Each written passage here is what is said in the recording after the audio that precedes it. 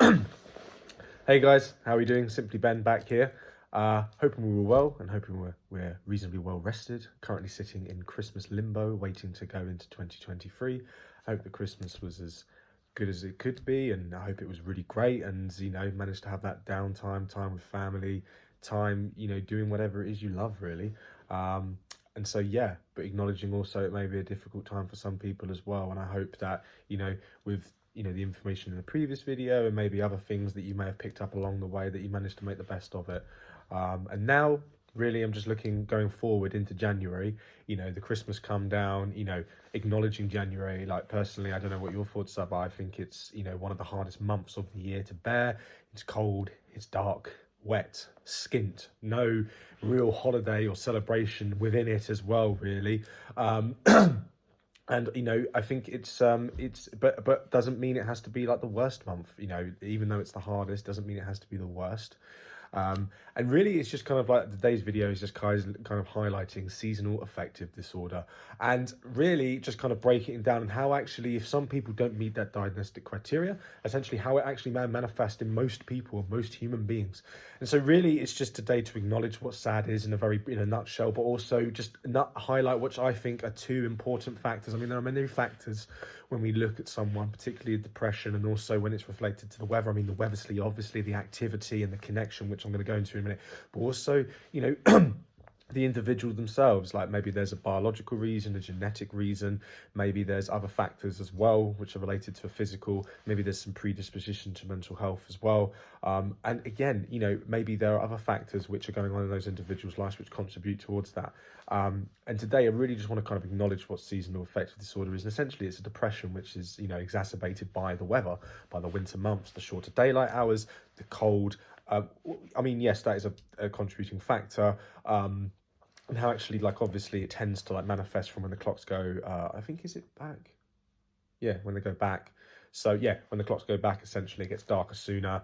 I mean, it's great on the first day, you get an extra hour in bed, but apart from that, it can have its challenges for a lot of people. And I think really what we want to kind of highlight, I think some of the reasons behind it, because again, gaining clarity on these insights and why we have lower periods in the winter months. But I think obviously as well, it's darker, it's cold, and it's wet as well, potentially quite snowy as well. It's darker incredibly sooner. Some people wake up in darkness, go home in darkness, essentially. Like the periods for daylight are a lot shorter. Whereas we look at summer, it's polar opposite, and quite obviously it's summer. It's longer daylight hours. Like sometimes you can have the sun up from like 4 or 5 in the morning right up until 9 o'clock. There's a lot of scope for a lot of activity. There's a lot of scope for being out in your shorts and your flip-flops or whatever your thing is in sunshine. There's a lot of scope to do a lot of activity. Within that activity, being in places we love, for example, by the sea, in nature, whether that be within the towns, whether that be on holiday, whether that be wherever's best for you. But summer does create that opportunity for us to invest time in places away from the home. Like when we think about it, like, is there a link between people? You can almost think to yourself, actually, is there a link between robberies happening in summer? Because and that link there, the reason being is because I think people are more likely to be outside of their house, more likely to be out and doing the things they love. I mean, it's just a thought, an idea really, but let me know what you think. But generally, it creates that, and within that opportunity to be connected to the world, to be connected to other human beings, and to really just enjoy one another's company, whether that be also having a barbecue, whether that be day drinking, whether that be out shopping, whether that be doing an outdoor activity, sport as well is a real huge thing, and generally just doing all the things that we really enjoy in summer, like for kids as well, out playing in the woods, whether that be at a local park. I'm really talking about my childhood, really, like some of the things that really kind of made it so special. And again, being a kid in a different era, there may be different things they do. But again, it's acknowledging the level of activity that summer offers. When we go to winter, the shorter daylight hours, it's darker, it's colder. There are many factors, not just because it's cold and because it's dark, but also it's dark. People can feel unsafe. People might feel a bit more vulnerable. Also, it can be just, like I said, a really unpleasant experience being out. And as a result, it limits our capacity to have activity, especially during the working week, to connect with other humans, to connect with the world, to connect with the people we love and do the things we love. Essentially we have to transition. For example, we have to adapt. Like, for example, with cricket, it's a very summery sport. In the winter, you have the winter nets.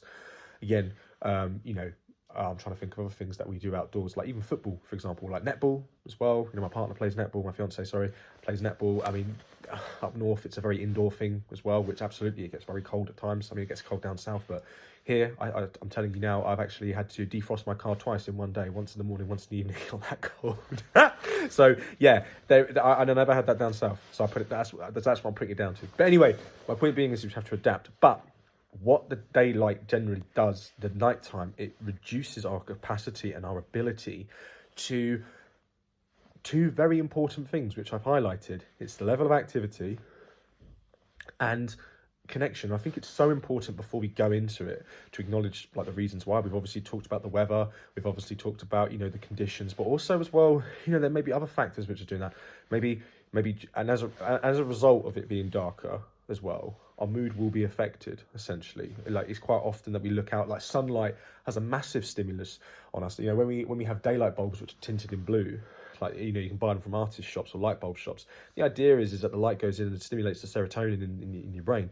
But also as well, the more sunlight we have, the more energy we have. Why? Because the sunlight goes through, and when we expose ourselves to it, it taps into our adrenal system, endocrine system, I believe, which taps into the adrenal glands, which helps us produce, what is it? Quote me if I'm wrong. Because, and this is from Andrew Huberman, I'm just really trying to get it as accurate as possible, not to lay insult and not to give misinformation, so please do. But from what I understand, it is through that stimulus into the adrenal system, adrenal glands, and you're going to have, you know, adrenaline and also cortisol, and that's like get up and go. Like, you know, we talk about cortisol and adrenaline like it's a really bad thing, like it's only something we get in a bungee jump or when we're really stressed, but we actually need it to drive us and to keep going. But if we do not get it due to lack of sunlight, that can really have an effect on our mood and our energy. I mean, we've got to think depressed, low state, sluggish, tired, oh, I can't be bothered, oh, I just want to sit and chill. And that's not so understandable. That on top of some people who may already have, you know, depression. I'm just going to make it really obvious, just because it's sunny outside, just because the beer's flowing and people are having a great time, doesn't mean that depression is cured. You know, if it was really that simple, then gosh, we'd all kind of like pull together and pull this island closer to the equator and be like, hey, problem solved, but it's not. Let's be real. But also as well, and also again, it's kind of touching a little bit on what we did in the last video, social dynamics, family dynamics, you know, how we view ourselves and how we feel around other people as well. That can have a big impact. If we feel anxious around people, we're much less likely to be in social situations that are uncomfortable. That's what social anxiety is, a fear of generally being in a social situation. And basically, as humans, we want to survive. And if we feel like we're threatened in the situation, we're going to withdraw. More so if we're already feeling low. Again, if we're feeling low, there's a chance that we might feel the need to be away from people. Why? Because we have this perception that we're no good to others. We have this idea we're going to drag people down. And it comes from a good place, because we don't want people to feel the pain we do, or kind of drag them down. But the reality is coming back to my last video, if you surround yourself and if you go with people who you love and also trust and feel safe with, they will love and accept you regardless, on the highest of highs, lowest of lows.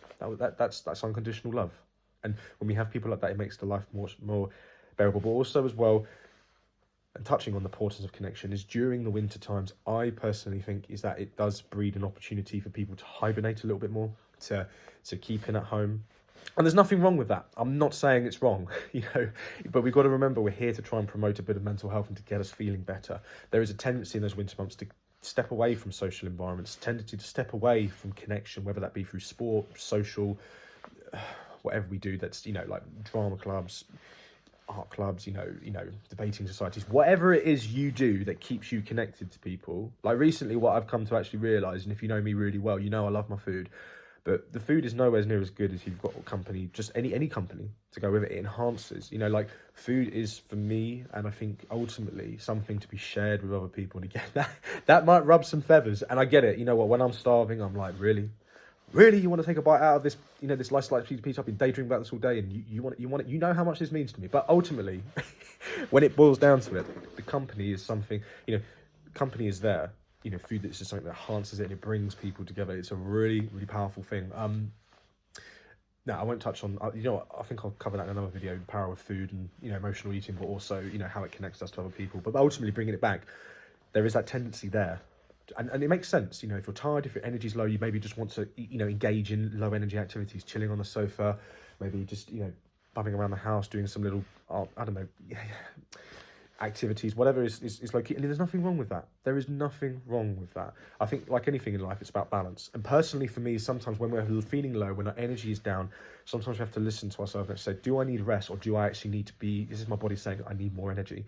More energy can come from connecting with other human beings, and what I'm saying is during the summer, do consider that, but also as well, consider if you do feel your mood dropping, if you haven't been around people for a while, ask yourself the question, actually, is this my body saying I need to connect to humans? And if it is, go out and connect with some humans. And it doesn't have to be some fancy, massive thing. It can be whatever you want. I mean, like the other month we were pretty skint, coming into Christmas, I said to Kirsty, look, I don't care, cinema on a McDonald's trip, stripping it back to what we were like when we were teens. So long as we're doing something together, let's do it. And it's the same thing. And it's also asking, but then taking into consideration the weather. Like for me personally, I'm really fortunate this year. I've recently started jiu-jitsu. It's a great club with great members, and it's indoors, and we're grappling on the ground and getting some rounds, and it's incredible. And there's a real social vibe and atmosphere, and that's really good. But again, if you aren't, and again, it's asking yourself, how can I create, or how can I get connected to a human which doesn't involve me going against the elements, making me feel unsafe? Actually, where can I meet those needs of warmth and comfort and safety? It doesn't matter what you're doing, but be creative about it.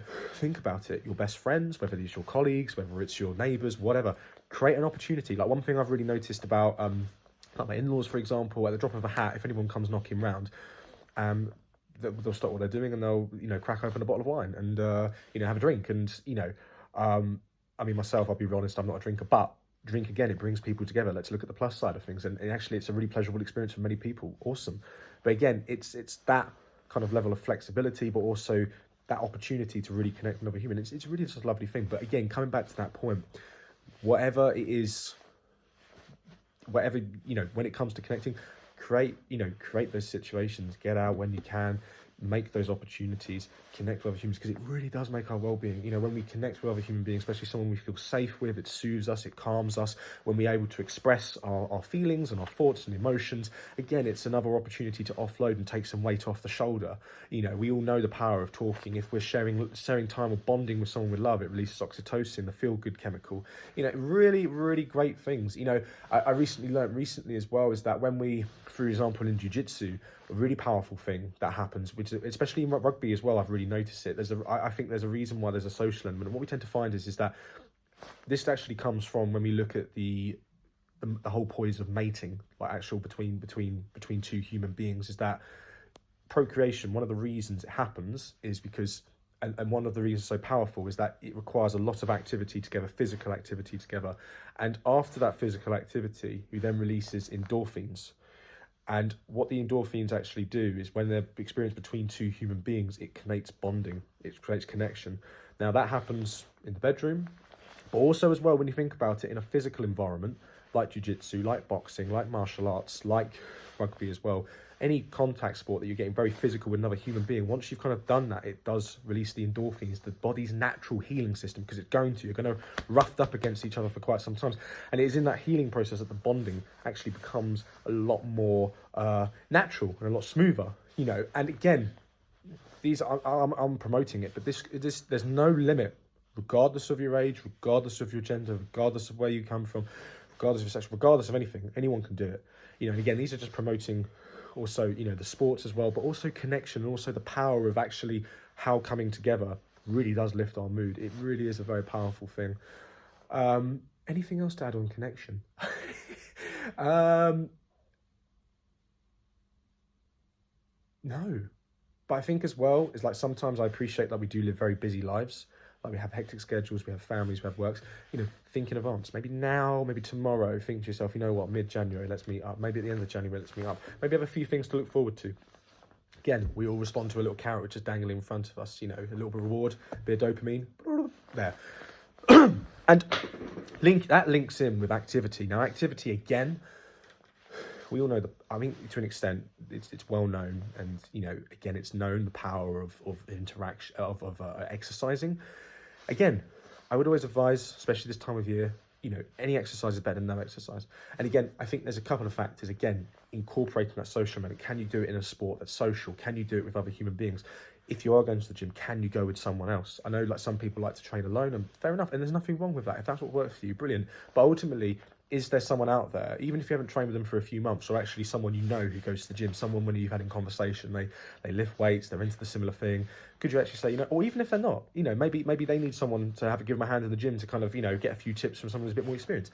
Reach out, make it happen, even if it's just once a week. You know, not only will you connect with someone, but you're surprised actually when you're working with someone, you know, there is that element of not necessarily peer pressure, but also that more peer encouragement, to drive, to push harder, to lift bigger, to get more out of it. You know, there is that general encouragement you will get. And again, the rewards are just incredible, especially when you push your limits. And this is something I really want to draw into, is that I'm speaking to an audience of people where you could run marathons every weekend. I've got a very good friend who actually does that, top man he is. But also, you know, I know people, for example, who, you know, their activity levels can be the polar opposite. It can be very limited, very housebound, very much kind of a casual walk around. And that's okay. It's just where you're up to, for example. And that's okay. There's no right or wrong. It's just who you are and what you do. There's no meaning attached to it, no judgment either. But what we want to acknowledge is what I always kind of encourage with a little bit of exercise and getting out. It's kind of gently pushing that comfort zone a little bit, like 1% each day. Now, 1% for my man, my mate Ollie, for example, he might, for example, his 1% may be, for example, just going a little bit faster in his pace. Maybe he's doing an extra kilometre in his training. Maybe he wants to get a little bit faster on a marathon time. Again, it's slowly pushing it. I'm not saying, because let's be real, you know, I couldn't say to him, right, go from a marathon to a 100-mile run just like that. I mean, I don't know. Have you ever done it, mate? Tell me at your next cat at the next social. But my point being is that would be too much. Potentially, again, I'm not here to limit people, but go from like that one day to that the next day without any prep in between, boom. And it's the same thing for someone who's exercised maybe minimum of getting up, kind of mootering around the house, maybe going to the shops, maybe commuting to work and it's very back. And that's okay. That's okay. But again, what I would advise is that on that end of the spectrum is that if you want to increase it, say for example, like I've said, commute to work, maybe walk to the shops to get something, maybe just pottering about home, maybe pushing you out of a comfort zone is going out for 5 minutes. It's just going out for a 5-minute walk, etc. And again, you know, just doing it, getting stuck in again, because I think some people, especially in the new year, there is that tendency, and I get it. I think it's a combination of, oh my gosh, I've put so much weight on at Christmas. Oh my gosh, this is an opportunity for me to really change myself. Oh my gosh, you know, I'm, you know, it's almost driven from a place of like sometimes like guilt. Like sometimes I think when we overconsume and eat food, there is that tendency to feel bad in the sense that, oh my gosh, look at my body, I've indulged, blah, blah, blah, blah, blah, all this kind of thing. Like sometimes with some people, the problem is that when we act from a guilt-based perspective, i.e. I need to feel better in myself, and I do this loads, and I've done it loads this year, trust me, I am no saint. But that guilt will eventually wear off, and when it wears off, you know, the drive, when we are doing something based on an emotional response, an emotion will only last so long. So as a result, we tend to only go forward as long as that emotion is driving us. And so it's really important to acknowledge that, bringing it back to do things that are a lot more incremental, a lot more easier, that don't require a lot of emotion. Like motivation, essentially, when we think about it, is excitement, is drive, it's like, yeah, it's buzz, it's dopamine. But again, it's only short-lived. So really what we want to be kind of doing is implementing small activities at a time. I mean, and again, so 5 minutes around the walk. And again, coming back to the people who are starting again in the new year with your fitness goals, great, fantastic. I'm not here to say you're wrong in any way, shape or form. I'm not here to say that you're doing anything bad. But what I will say to everyone is that when you take yourself from here, make sure you don't go to the ceiling day 2. Like make sure that you're here, make sure you go there. And like I say, 1% each day, 1%. Yeah, you see that gradual climb? Because in the space of 10 days, maybe 2 weeks, 3 weeks, just from not overwhelming yourself and sticking to it, you've already gone from there to there. And it's not overwhelming.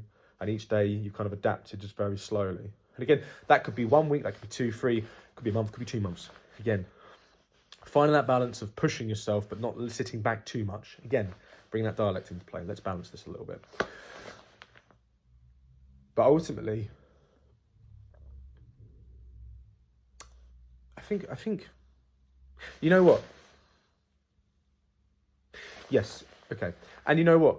Again, it's just finding the limit, but do something that's enjoyable as well. And again, I'm conscious that I'm saying do this, do that. Again, I think we all need a reminder sometimes. And again, and you know what I'm teaching you, I say to myself as well. I need to remind myself of this. I've already started planning a few things in January to kind of get me focused. I'm kind of, you know, and there will be times that I need to remind myself, like, Ben, you know, this is happening. Let's prepare. Let's get forward. I am conscious of do. And again, it's entirely up to you. You know, some parts of this video you might totally disagree with. Some parts you'll be like, yeah, you know what, Ben, I'm fully in. And some parts you'll be like, oh, yeah, I'll pinch this here and that. It's whatever works for you. But again, these are just ideas. Another really powerful one is, you know, task initiation. If we're trying to get moving forward, is essentially one thing. I had a guy who cut my hair, really lovely guy, got talking, and bless him, he'd been on his feet all day, and he said about task initiation. We talked about going to the gym, and he said, I've got no energy, I'm just exhausted, but I want to go to the gym. And I said to him, well, look, go in there for 5 minutes, walk on the treadmill, maybe have a gentle jog. And after 5 minutes, if you're like, right, I'm done, then you're done. It's as simple as that. But if after 10 minutes, or after 5 minutes, you're like, no, I could do another 5, another 10, 15, 20. Before you know it, you might actually squeeze out a whole gym session. But again, the whole point is not to put in front of you something that's terribly overwhelming, that is overwhelming, it's scary. Because what we do is we create expectations. When we look at David Robson, the expectation effect, what we do is we look in our minds, we look at our bodies, we look at our physical and generally our mental health and our mood. We look at the amount of energy and we calculate in our head whether we can actually do that in front of us. But what we tend to find is people who can attack a run, they've most likely done it quite a few times and they've got the confidence they can run that set piece. What you tend to find with some runners, for example, is they might stick to like 5K, 10K, half marathon. Again, there's nothing wrong with it. It's just what they're doing. And maybe that there is that inhibition, there is that lack of knowledge, there's that lack of confidence to go through. Because again, when you're weighing that up and what your body can and can't do, sometimes there is that tendency to go, oh, I don't know if I can do a whole marathon. Oh, I don't know if it'll be too much for my body, or if I don't know if I can cope. I'm exactly the same. I did a marathon in April and my friend Mike has invited me to do another one. Seriously, at this moment in time, no, I'm not going there. It was torture. I mean, it was so worth it, but oh my goodness, you know. So, but it never say never. Right now, I'm kind of focusing my physical goals on, you know, jiu-jitsu and other, and that generally just being fit and healthy for that. Great for the mind, body, and soul, by the way, if you wanted to know. Anyway, but that's my point. You know. So do make something that's a little bit, you know, more manageable. It doesn't matter, but again, just build into it. Take your time and don't compare yourself to other people, man. Come on. I do it terribly as well, but ultimately you're not here to be as Instagram worthy as this person there, or Facebook worthy as that person, or TikTok influence on there. You're here to be the best version of yourselves, and so long as when it comes to fitness you're doing 1% better than you were yesterday, win. That is the win, because we all know comparison is the thief of joy. Especially if we look at ourselves and we look at our roles and we look at all these like bad habits we've got, and we can say, oh, look at them, they're great. Well, you're comparing the worst of you to the best of them, because you don't know what's going on behind their back. I mean, ultimately, this year, I would, because my fitness is going generally quite good, I would like to stand in front of the camera just for like one photo, just to kind of fulfill like a little bit of a teenage kind of young adult kind of thing, you know, having a picture done. And ultimately, the way I'm looking at it at this moment in time is saying, well, you know what, it will be a photo of what my body is on the day, as opposed to purposely starving myself, draining myself, you know, putting myself through. And it's the same principle, really. It's like, I'm conscious I'm stemming off topic a little bit, but ultimately the whole point of this is to understand that, you know, your body is your body. And you know what, it's not for you, it's not to be compared, it's to be respected, but also just acknowledged and, you know, met with compassion when you look at it. And again, the reason I say that is because when we compare, we tend to like look at ourselves badly and look at others greatly. But when we look at ourselves, be kind, acknowledge, and just, you know, take your time, be so gentle with it. Anyway, I'm conscious that we've kind of spanned off into a few areas. What I'd like to do is like really wrap up this video and just say, look, we've highlighted the power of connection. We've highlighted the power of activity as well. And again, the activity, again, it's stimulating brain neurotransmitters, which is affecting our mood, which is also, yeah. And you know what? Sometimes it will suck. And I'll be honest, sometimes we might feel resistance, but just try and go with it. Try just to acknowledge that this idea of I really don't want to do it is there, but just roll with it. You know, I think sometimes what we do is maybe during the day we get a bit tired, maybe about 2 o'clock, and we're like, oh, no, fuck the gym, I'm not going. Oh, excuse me. Sorry, Dad. Oh gosh, it's happened. I'm going to get an adult rating on YouTube. Anyway, no, but seriously, it happens, and then we tend to like drift off. But actually, the reality is in those moments, just acknowledge it's there. If you need to get hydrated, get hydrated. You need to get caffeine. Try not to think about what you're going to do too much, and just let it kind of go past. And it may help. It may help. It helps me, you know. And if it's good enough for me, it's definitely good enough for you. 110%. Listen, guys. really just going to wrap things up. I hope this has been okay. If there's anything that you disagree with, agree with, that you like, you dislike, please put it in the comments below. If there's any tips or ideas that you've had based on this, please put it in the comments. Let's share some great ideas to kind of help one another to really work through these winter months. If you'd like to kind of, message me, if there's anything I can do to help, if you want me to kind of clarify anything for you at all, or if there's anything based on this, or most importantly, anything that you think you'd like me to cover, like to give clarity on. It can be about mental health diagnoses, as in the symptoms, etc., how it manifests. It can be about certain things going on in society. It can be about a certain characteristic trait. Anything related to mental health, well-being, even spirituality, even tapping into wisdom, how we deal with certain, people and all that kind of thing. I'll be covering. I'm coming up with responses, but anything you think that you'd like a bit of an insight on or a bit of knowledge on, you think would be helpful for the greater world that we live in, just drop us a message. Guys, listen, it's been emotional. It has been great. I hope this has helped. And you know what? As I always say to everybody I meet, I love you guys. Love you all. Until next time, peace.